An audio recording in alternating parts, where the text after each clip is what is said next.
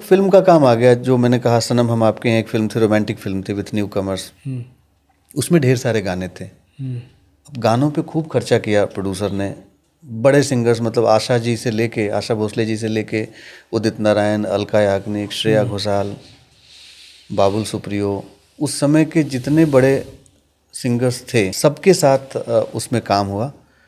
कमल प्रधान जी हमारे music arranger हुआ करते थे, और संतोष मुलेकर आज मराठी का राइट। के काफ़ी बैकग्राउंड म्यूजिक करते हैं। संतोष का शुरुआती दौर था वो। संतोष जो है वो प्रोग्रामिंग करते थे हमारे लिए, कमल दा अरेंज करते थे, और उसमें बड़ा कुछ सीखने को मिला। पहली बार हम गाने रिकॉर्ड कर रहे थे उस लेवल पे, जहाँ सब लाइव, और प्रोड्यूसर जो थे उनको म्यूजिक का खूब शौक था, तो वो मेलोडी खूब पसंद करते थे, और खूब सारा कुछ सीखने को मिला। आशा जी के साथ रिकॉर्डिंग हुई तो उन्होंने पैसे नहीं लिए, प्रोड्यूसर को कहा बहुत अच्छा गाना लगा मुझे और ये पैसे आप इनको दे दीजिएगा। इस पूरे प्रकरण में जो एक और बात में हार्डशिप से की बात चल रही थी कि क्या मुश्किलें थीं उस समय ज़िंदगी में। हमको पता था कि लाखों रुपए खर्च हो रहे हैं म्यूजिक पे, लेकिन हमको ब्रेक दिया गया था, तो हमको पैसे नहीं मिलते थे उसमें। तो रिकॉर्डिंग ख़त्म होने के बाद प्रोड्यूसर साहब के साथ हम लोग खाना खाने जाते थे, और ढंग की जगहों पे बैठ के खाना खाते थे, और हज़ारों रुपए का बिल होता था वहाँ खाने पीने का। और वो देख के लगता था कि, लेकिन जहाँ वो हमको छोड़ते थे रात में, वहाँ से हम अपने घर तक पैदल जाते थे। तो ऐसा लगता था ये आदमी जितने का रोज़ खाना खा लेता है ना रिकॉर्डिंग के बाद, उतने पैसे भी मुझे हमको दे देता, तो लगता कि भाई हमने कुछ किया। तो बट क्या कोई समझना नहीं चाहता था इस बात को, या कमलदा ने को पता ही नहीं था। कमलदा जो हमारे म्यूजिक अरेंजर थे, बहुत सालों बाद हमने उनको बताया था कि हमको उस फिल्म में पैसे नहीं मिले थे, तो हम पैदल आते जाते थे, और हमारे और हमारे मित्र के बीच में हम दोनों का कद काठी बराबर था, सेम था, तो हमारे दोनों के बीच में 3 पैंट और 3 शर्ट थे, है ना, दोनों एक दूसरे के कपड़े पहनते थे। इस वाले हालात में वो पहली फिल्म जिसमें लाखों रुपए खर्च हुए थे गानों में की रिकॉर्डिंग में, और सारे बड़े सिंगर्स ने गाए थे, सब लाखों रुपए ले रहे थे, हमारे को नहीं मिले थे पैसे उसमें, और हम किसी को बता भी नहीं पा रहे थे। और बताते भी तो कौन दे देता, जो बिना बताए नहीं दे रहे, तो बता के ही कहाँ दे देते थे हमको, क्योंकि वो तो ब्रेक दे रहे थे, इसलिए वो पैसे नहीं दे रहे थे।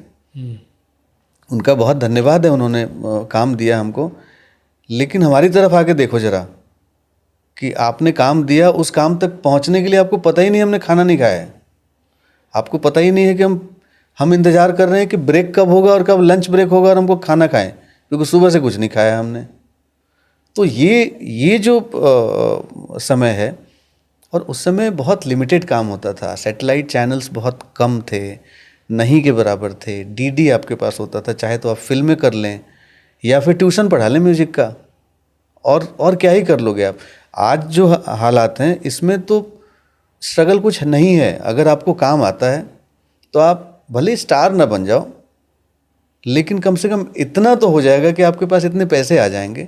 आज मुझे लगता है किसी भी विधा में, हिंदुस्तान में या पूरी दुनिया में जो हालात हैं, जिसको काम करना अच्छा लगता है, जो काम करना चाहता है, वो भूखे नहीं सोएगा। उस समय हालत ये थी कि काम आता है तो भी इस बात के चांसेज हैं कि आप भूखे सो जाएं। तो लिटरली जिसको कहते हैं ना, खाना नहीं था, वो सिचुएशन हमने देखा। बट एक बात और भी कहूँगा कि हमारे पास हारने का कोई स्कोप था नहीं, कोई लिबर्टी नहीं थी हारने की। उसकी वजह ये थी कि वो कहते हैं ना, हम लोगों ने इस पार आके कश्ती जला दी थी, अब उस पार जाने का कोई रास्ता नहीं था। ये बहुत बड़ी बात बोली आपने। तो जो करना था वो इसी पार करना था, उस पार जाने का कोई रास्ता बचा नहीं। अगर रास्ता होता तो शायद आप चले जाते, शायद। लेकिन एक बात और भी कहूँ, हम लोग जहाँ से आते हैं ना, जिस मिट्टी से, वो बहुत मजबूत मिट्टी है, वो बहुत जुझारू बनाती है आपको।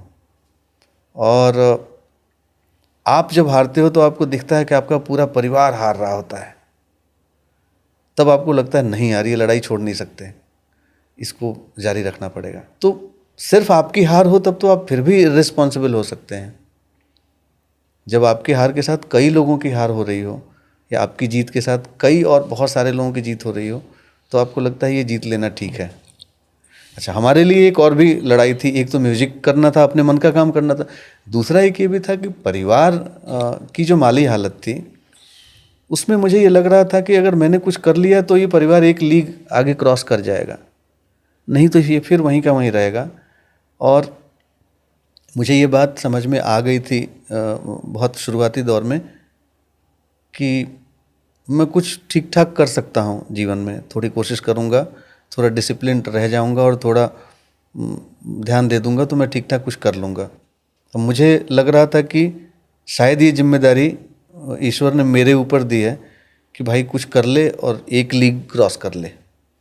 तो वो हो पाया जीवन में, कम से कम बहुत कुछ बड़ा नहीं, लेकिन हम लोग सामने बैठे हैं और इस पे बातें कर रहे हैं, तो इट इज़ वर्थ मेंशनिंग। ऐसी सिचुएशन तो अब है जीवन में।